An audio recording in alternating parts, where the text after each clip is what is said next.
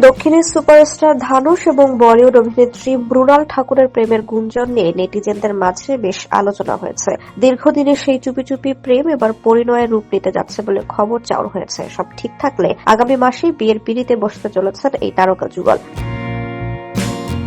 ভারতীয় গণমাধ্যম ও সোশ্যাল মিডিয়ায় জোরালো গুঞ্জন আগামী ২৬ ফেব্রুয়ারি ৪ হাত ১ হতে চলেছে। বিয়ের আসর হিসেবে বেছে নেওয়া হয়েছে রাজস্থানের রাজকীয় শহর উদয়পুরকে। সেখানকার একটি বিলাসবহুল প্রাসাদে তাদের বিয়ের আনুষ্ঠানিকতা সম্পন্ন হবে বলে জানা গেছে। তবে জাঁকজমকপূর্ণ অনুষ্ঠানের চেয়ে ব্যক্তিগত পরিসরকেই বেশি গুরুত্ব দিচ্ছেন এই জুটি।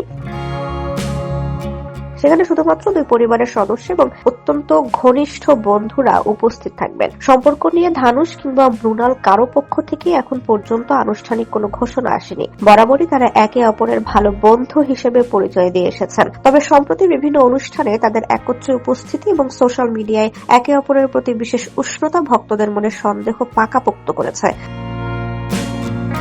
নেটিজেনদের একাংশ মনে করছেন মৌনতার আড়ালে বড় কোনো চমকের প্রস্তুতি নিচ্ছেন তারা। ধানুষের এটি দ্বিতীয় বিয়ে হতে যাচ্ছে। এর আগে সুপারস্টার রজনীকান্তের মেয়ে ঐশ্বরিয়ার সঙ্গে তার দীর্ঘ ১৮ বছরের দাম্পত্য জীবনের বিচ্ছেদ ঘটে। ধানুষের ২ পুত্র রয়েছে। অন্যদিকে ক্যারিয়ারের সুবর্ণ সময়ে থাকা মৃণাল ঠাকুরের সঙ্গে ধানুষের বয়সের পার্থক্য অনেক। সব বাধা পেরিয়ে অভিনেত্রী কি সত্যিই ২ সন্তানের জনকের সঙ্গে ঘর বাঁধছেন? সেই প্রশ্নের উত্তর এখন সময়ই বলে দেবে।